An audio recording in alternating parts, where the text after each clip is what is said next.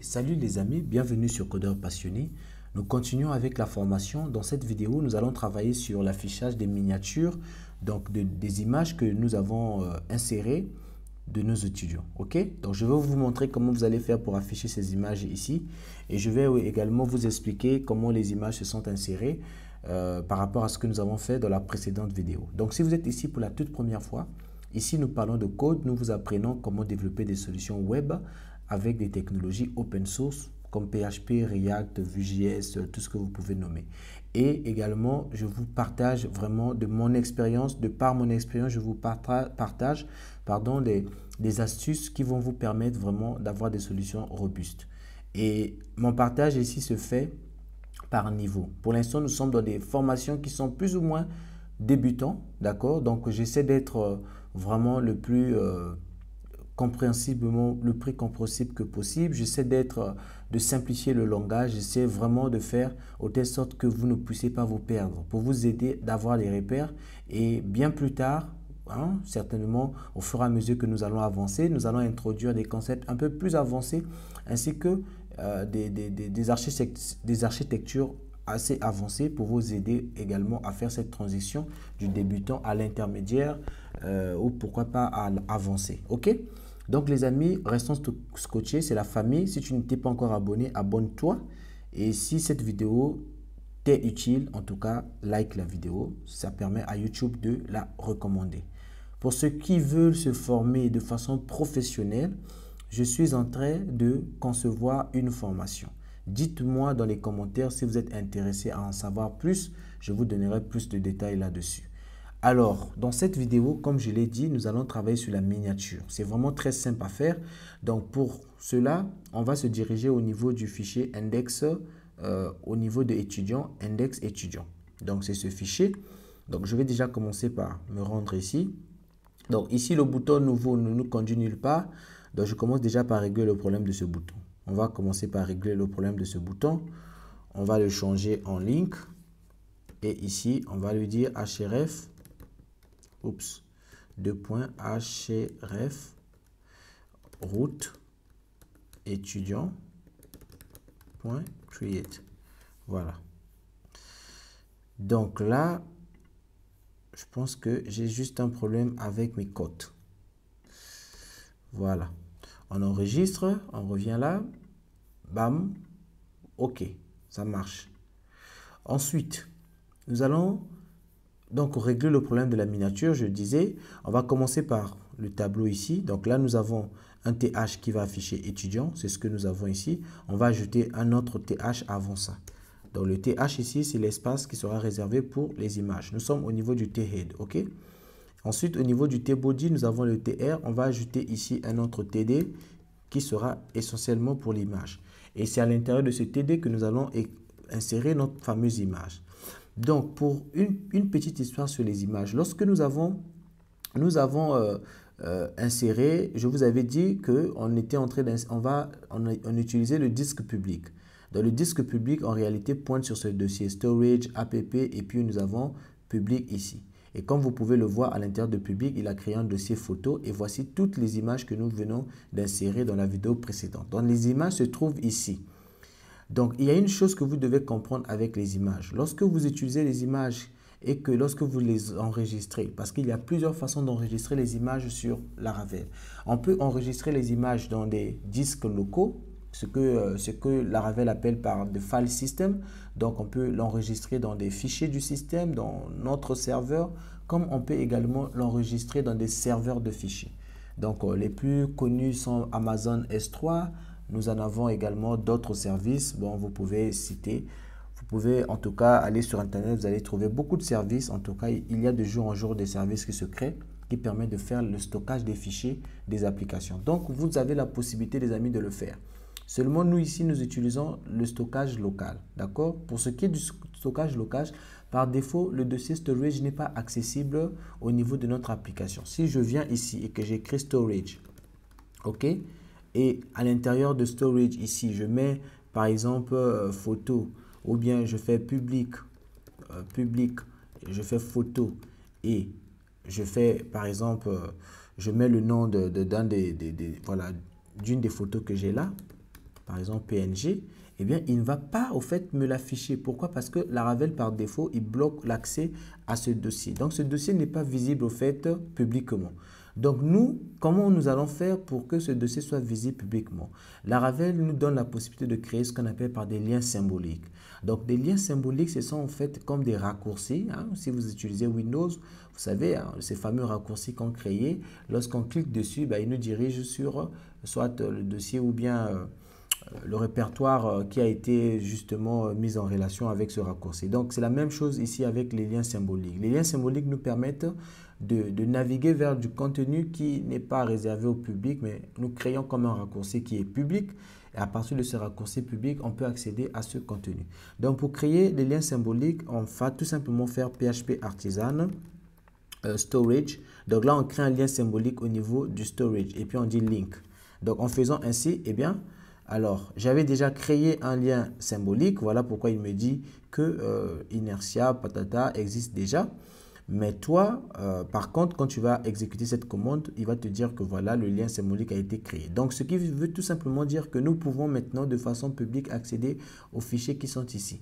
Donc, vous allez remarquer, si vous venez au niveau du dossier public, là, vous allez voir qu'à l'intérieur de public, c'est parce que vous avez un dossier storage ici, mais le storage là, en réalité, ce n'est qu'un raccourci.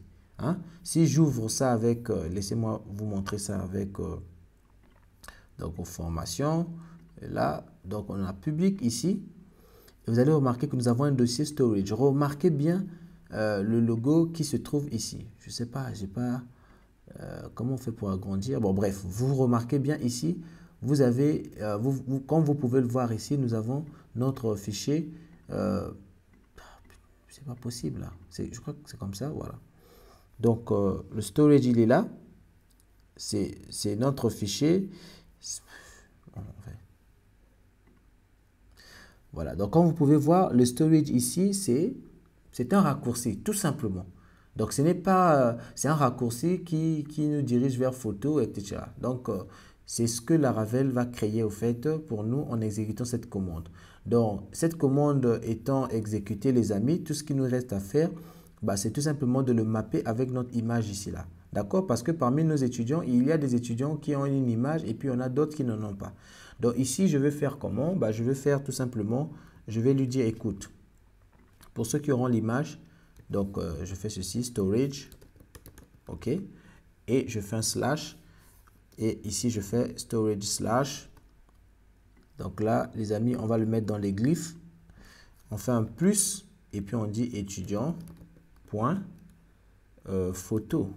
OK? Et là, je vais tout simplement définir les styles. Hein. Donc, on va faire, on va définir des styles. Donc, ici, je vais prendre 45 pixels. Ensuite, je vais ajouter une border radius pour que ça ne soit pas trop... voilà, c'est juste pour des raisons de style, j'enregistre.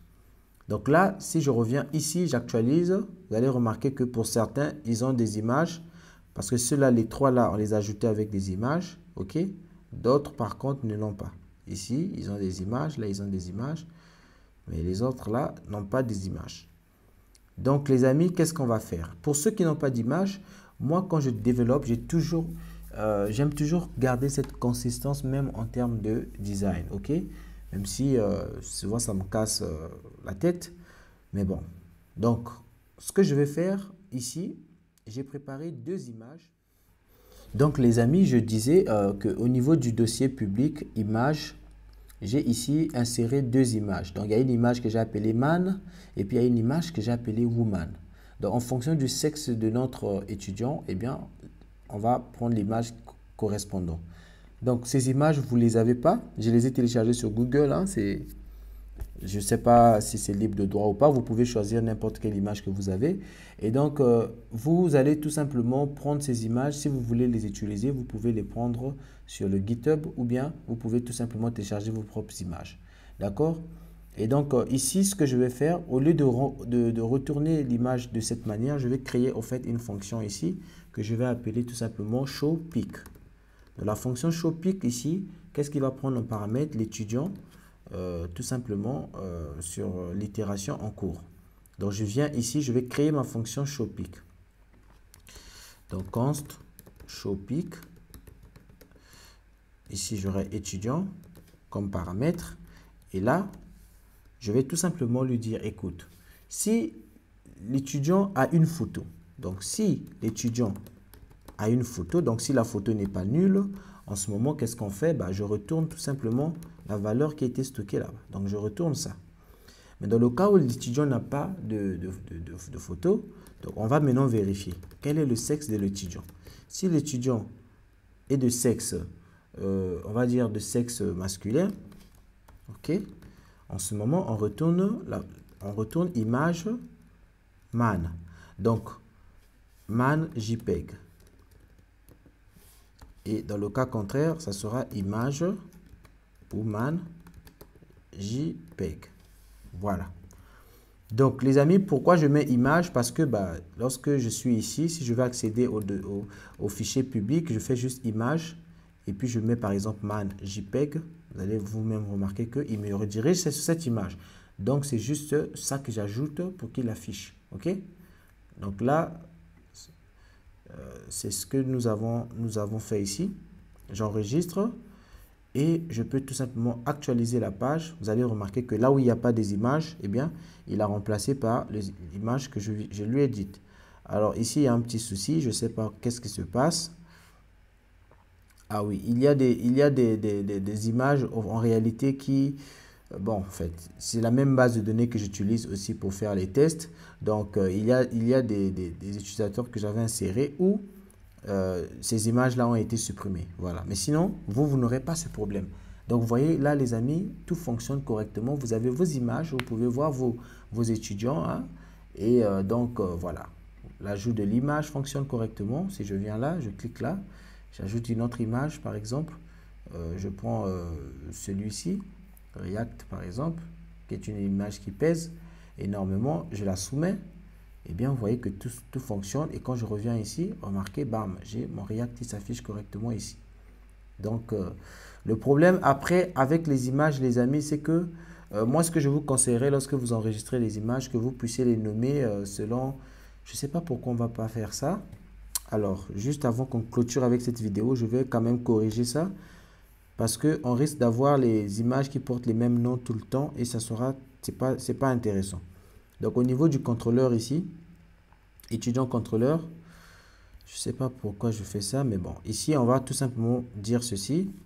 Donc là, les amis, on va utiliser une fonctionnalité du PHP, on va str replace. Donc ici, on va lui dire qu'est-ce qu'il va remplacer. Bah, il va tout simplement remplacer. Donc là, on va d'abord créer le name qui sera égal tout simplement à étudiant. Non. OK. On va concaténer. Ici. Donc, on met espace et le prénom. Donc, étudiant. Mon cerveau commence à bugger un peu. Donc là, on a les deux. Et ici, on va tout simplement lui dire, écoute, tu vas remplacer partout où tu vas trouver les espaces, tu remplaces avec underscore sur quoi? Bah, sur la variable name. Voilà.